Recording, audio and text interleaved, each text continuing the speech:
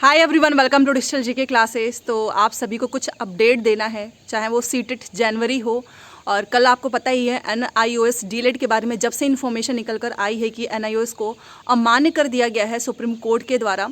तो उसके बाद से दो बहुत बड़े मुद्दे जो हैं आने लगे हैं। आपने देखा होगा कि ट्विटर पे जो है BPSC का 18 अक्टूबर 2023 का जो एक नोटिस है वो भी वायरल होने लगा है। मैं यहाँ पर लगा दूंगी, आप देख लेना उसमें जो नीचे लिखा हुआ है। साथ में जो वेटिंग लिस्ट आने वाली है, आपको पता है कि वेटिंग लिस्ट दिसंबर के मंथ में आ जाएगी। एंड एक जो दूसरी चीज़ है कि BPSC 7th फेज़ में जो सेलेक्ट हो चुके हैं क्या वो बाहर हो जाएंगे। बहुत सारी चीज़ें हैं, तो प्लीज़ चैनल पे बने रहें। और सीटेट का एग्ज़ाम भी है तो आप उसकी प्रिपरेशन हमारे चैनल से कर सकते हो। पेपर 2 के SST के ऑलमोस्ट चीज़ें कंप्लीट हो चुकी हैं, अब आपका पेपर 1 स्टार्ट हो जाएगा। तो चैनल को सब्सक्राइब करके प्लीज़ वीडियो को लाइक कर दीजिएगा सो दैट आपको ऐसी अपडेट मिलता रहे। तो एक एक करके जो जो इम्पॉर्टेंट है आप सभी के लिए वो पहले मैं आपको बताती हूँ। सबसे पहले देखिए सीटेट जनवरी से रिलेटेड। आपको पता है कि 25 नवंबर के आसपास बहुत सारी प्रॉब्लम्स आ गई थी। बहुत सारे कैंडिडेट्स जो हैं सीटेट को मेल कर रहे थे, टोल फ्री नंबर से बात करने की कोशिश कर रहे थे, अपनी प्रॉब्लम बताएं कि फ़ोटो और सिग्नेचर में बहुत बड़ी प्रॉब्लम आ रही है, अपलोड नहीं हो पा रहा है। और उनका जो क्रैश हो चुका था सीटेट का जो वेबसाइट है, बहुत सारी चीज़ें हुई, फिर मेंटेनेंस का काम हुआ, उन्होंने दोबारा से एक नोटिस निकाल दिए।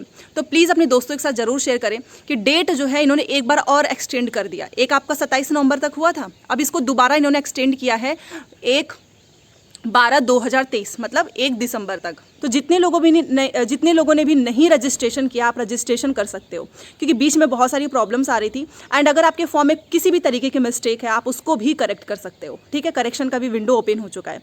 तो याद रखिएगा कि 27 नवंबर नहीं थी लास्ट डेट, एक्सटेंड करके 1/12/2023 तक हो चुका है। और नोटिस भी आई हुई है, आप जाकर सीटेट का ऑफिशियल वेबसाइट पर भी एक बार देख सकते हो। सब कुछ ऑथेंटिक ही मैं आपको बताती हूँ। आपको पता है ये सीटेट से रिलेटेड जो भी इन्फॉर्मेशन आती है आपको मेरे चैनल से सबसे पहले मिल जाता है। तो मैंने सोचा कि बता दूँ, कहीं ऐसा ना हो कि कुछ लोग ये सोच रहे हों कि अरे अब तो डेट ही खत्म हो चुका है। एंड आप में से कुछ लोग ऐसे भी हैं जो कि पहले जो है पेपर 1 का फॉर्म भरे थे, अब वो पेपर 2 का भी भरना चाहते थे। तो आप रजिस्ट्रेशन कर सकते हो। न्यू रजिस्ट्रेशन है, वहाँ पर जाइए। और आज आपको पता ही है 1-2 दिन बचा हुआ है और 1 को लास्ट डेट है, तो लास्ट डेट का वेट मत करना, क्योंकि फिर से वही हाल हो जाएगा। तो फोटो सिग्नेचर जो भी प्रॉब्लम है सब कुछ रिजॉल्व हो चुकी है, आप करेक्शन भी कर सकते हैं। तो ये रही सीटेट से रिलेटेड। 12 बजे पॉलिटी की क्लास आएगी, 2 बजे हिस्ट्री, उसके लिए रेडी रहिएगा। अब बात कर लेते हैं जो NIOS डीलेट, इनके साथ सबसे बहुत बड़ा झटका लगा है। आप देख रहे हो कि इस साल जो है सबसे पहले बीएड वालों को जो है बाहर कर दिया गया, दोबारा से NIOS डीलेट के साथ भी हुआ है। मतलब कि अगर आप पूरे ओवरऑल स्टेट का देखें तो 12 से 14 लाख ऐसे कैंडिडेट्स थे जो कि NIOS डीलेट किए हुए थे, एंड उनको अब जो है सीधे बाहर का रास्ता दिखा दिया गया है। इसका सबसे बड़ा इम्पैक्ट देखने को मिलेगा जो हमारा ये BPSC TRE 2.0 है। बहुत सारे लोग परेशान हैं और कहीं ना कहीं ये मैंने पहले भी बोला, स्टार्टिंग से बोला है कि इसमें किसी भी स्टूडेंट्स की गलती नहीं होती। ये जो एक पॉलिसी बन जाती है ना कि आप किसी एक फ़ायदे के चक्कर में ज़बरदस्ती स्टूडेंट्स को ये बता देते हो कि अच्छा आप लोग यहाँ पर एलिजिबल हो, फिर बच्चा वहाँ पे तैयारी करेगा, फॉर्म भरेगा, और जब भी एग्ज़ाम की बात आती है, जब रिजल्ट की बात आती है, उस समय एक बहुत बड़ा झटका लग जाता है। तो ये कहीं ना कहीं एक पॉलिसी है जो कि मुझे ऐसा लगता है कि ऐसी नहीं होनी चाहिए। इससे बहुत ज़्यादा नुकसान होता है। जो लोग सोचो, जो डीलेट वाले जो स्टूडेंट्स थे NIOS वाले, वो खुद बोल रहे हैं कि अगर पता होता तो इतने साल में क्या हम दोबारा से रेगुलर डीलेट भी तो कर सकते थे ना, बट उस समय बताया नहीं गया। खैर, अब मैं यहाँ पर कुछ चीज़ें आपको बताना चाहूँगी, क्योंकि जब से NIOS डीलेट का आया है तब से एक जो नोटिस है वो वायरल होने लगी है 18 अक्टूबर 2023 का, जिसमें आपने देखा होगा BPSC ने सबसे नीचे लिखा हुआ है कि सुप्रीम कोर्ट या फिर जो सक्षम न्यायालय है, अगर उसके द्वारा कोई भी आदेश आता है तो उससे जो परीक्षा फल है वो प्रभावित होगा। अब यहाँ पे कुछ लोग ये बोल रहे हैं कि जो NIOS डीलेट को जो बाहर किया गया है तो BPSC 7th फेज़ पे इसका कोई फ़र्क नहीं पड़ेगा, क्योंकि वो ऑलरेडी जो है शिक्षक बन चुके हैं। बट यहाँ पर एक चीज़ और मेंशन करने की ज़रूरत है कि अभी भी BPSC 7th फेज़ का प्रोसेस है, कंप्लीट नहीं हुआ है। देखिए 30 नवंबर तक तो इवन कुछ ऐसे भी स्टूडेंट्स हैं जो फ्रेश कैंडिडेट हैं, उनको 30 नवंबर की डेट दी गई है कि आप 30 नवंबर तक योगदान का जो प्रक्रिया है वो पूरी होनी चाहिए आपकी। और जो नियोजित शिक्षक हैं उनको 7 नवंबर का टाइम 7 दिसंबर का टाइम दिया गया है। तो अभी BPSC 7th फेज़ का जो प्रोसेस है वो कार्यरत में ही है। साथ में इसकी सेकंड जो है वेटिंग लिस्ट भी आने वाली है, जिसमें NIOS डीलेट वाले भी शामिल हैं। तो क्या हो सकता है, क्या इस पर इसका जो है फ़र्क पड़ेगा या नहीं पड़ेगा, तो ये तो बीपीएससी चेयरमैन के द्वारा ट्वीट करके या फिर कोई ऑफिशियल नोटिस के माध्यम से आपको जानकारी बताई जाएगी। क्योंकि अभी तक जो चीज़ें सुनने में आ रही हैं वो यही है कि जो ऑलरेडी शिक्षक बने हुए हैं उनको कोई प्रॉब्लम नहीं होगा, जैसे कि बीएड कैंडिडेट्स के साथ भी हुआ था कि जो ऑलरेडी टीचर बन चुके थे उनको नहीं हटाया जाएगा। बट ये बीपीएससी 7th फेज़ का भी प्रोसेस अभी चल ही रहा है और अभी इसका वेटिंग लिस्ट भी आने वाला है। तो इसमें क्या होगा, क्या यहाँ से भी बाहर कर दिया जाएगा या नहीं किया जाएगा, इसके बारे में जानकारी आनी बाकी है। तो जो लोग भी ट्विटर पे या यूट्यूब पे र्यूमर फैला रहे हैं कि NIOS को बाहर कर दिया गया है 7th फेज़ से, तो वो फेक है, ठीक है। क्योंकि जब तक कोई ऑफिशियल चीज़ नहीं आ जाती है आपको भरोसा नहीं करना है। हाँ, ये ज़रूर है कि जो बीपीएससी TRE 2.0 में अगर कोई NIOS DLED वाले होंगे तो आपको ये चीज़ समझ जानी चाहिए कि अब आप इसमें से बाहर हो चुके हैं, क्योंकि सुप्रीम कोर्ट का फैसला आ चुका है।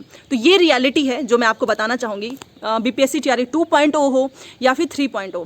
अभी जानते हैं आप KVS PRT का जो रिजल्ट आया है, इसमें भी बहुत सारे कैंडिडेट्स जो कि DLED वाले हैं, तो रिजल्ट इनका अभी आया है। अब इसमें क्या होगा, जो भी चीज़ें होंगी वो मैं आपको बता दूंगी, क्योंकि अभी इससे रिलेटेड कोई प्रोसेस नहीं है।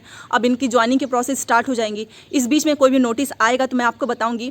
बट जो लोग क्वेश्चन मेरे से पूछ रहे थे कि प्राथमिक शिक्षक भर्ती की एलिजिबिलिटी क्या होगी, अब बीएड होगा, BTC होगा, NIOS DLED, तो आप भी समझ सकते हो कि अब आपको आगे जितने लोग भी इस वीडियो को देख रहे हैं, अगर आप ये सोचते हैं कि आपको प्राथमिक में भी जाना है, तो अगर आपके पास जैसे आपको जो भी टीचिंग है, जैसे कि कुछ NIOS DLED वाले हों चाहे बीएड हो, तो अगर आपको समय मिलता है तो आप DLED भी कर लेना। इससे क्या होता है कि आपके पास अपॉर्चुनिटी ज़्यादा होगी। जैसे आप में से ही कुछ लोग मेरे कमेंट करके बता रहे थे कि उन्हें कोई टेंशन नहीं है क्योंकि उनके पास 2-2 डिग्री है। आप देखिए BPSC हो चाहे KVS का था, उसमें मौका मिला था कि जो बीएड वाले हैं उनके पास अगर DLED की डिग्री है तो वो लगाइए। एंड मैं बहुत सारे लोगों को जानती हूँ कि जो कि पहले DLED से प्राथमिक में टीचर रहते हैं, फिर वो बीएड कर लेते हैं, फिर वहाँ वो TGT में भी सेलेक्ट हो जाते हैं, फिर वो प्राइमरी वाला छोड़ देते हैं। तो अपॉर्चुनिटी ख़त्म नहीं हुई है, आपको निराश बिल्कुल नहीं होना है। सीटेट का एग्ज़ाम हर हाल में क्लियर कर लेना। अब एक ये भी बात आ रही है कि सीटेट जो है NIOS DLED से सीटेट का पेपर 1 जो है जो लोग पास करते हैं उस पर क्या होगा, जैसे कि बीएड वालों के साथ हुआ था कि बीएड जो है 1 to 5 से जो लोग भी पास किए रहेंगे तो सीटेट पेपर 1 तो वैसे भी ख़त्म हो जाएगा, वो इनवैलिड हो जाएगा। तो ये सारी चीज़ें अब निकलने लगी हैं, तो नुकसान किसका हो रहा है, स्टूडेंट्स का हो रहा है। बट याद रखना कि बीपीएससी TRE 7th फेज़ जो एग्ज़ाम हुआ था अभी उसमें कोई इन्फॉर्मेशन नहीं आई है। हाँ, ये बात ज़रूर है कि नोटिस में लिखा था कि परीक्षाफल प्रभावित होगा, बट इसके बारे में आपको चेयरमैन सर के ही द्वारा बताया जाएगा।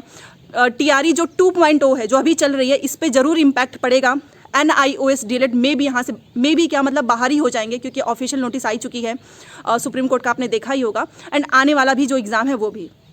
अब सबसे बड़ी जो एक चीज़ आ रही है कि वेटिंग लिस्ट का क्या होगा 7th फेज़ का, कि वेटिंग लिस्ट क्या केवल DLED वालों का आएगा या फिर NIOS से जो कुछ नंबर से बाहर हो गए तो उनका भी हो जाएगा।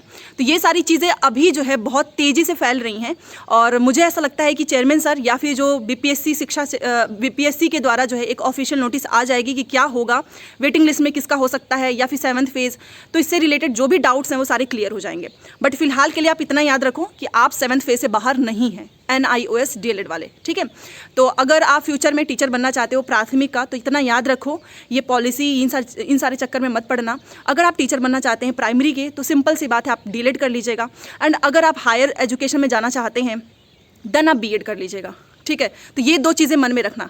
अब ये चीज़ें मत रखना कि एक चीज़ कर लेते हैं और सब में मौका मिल जाएगा। सब में मौका मिलने के चक्कर में ही तो सबसे ज़्यादा नुकसान हुआ है, आप समझ सकते हो मैं आपको क्या बताना चाहती हूँ। तो प्रायोरिटीज़ आप अपनी देखिए कि आपको प्राथमिक के टीचर बनना है कि आपको हायर स्कूल का, तो उस हिसाब से आप अपना जो है प्रेफरेंस जो भी होगा इस एग्ज़ाम के बाद, क्योंकि जो जितने लोग बाहर हुए हैं वो बहुत ज़्यादा निराश हैं। तो मैं यही बोलूँगी अगर आपके पास समय है तो आप DLED कर लेना, क्योंकि NIOS DLED के बारे में तो समझ ही चुके हो कि क्या हो चुका है, ठीक है। तो चलिए मिलते हैं नेक्स्ट क्लास में। Thanks for watching.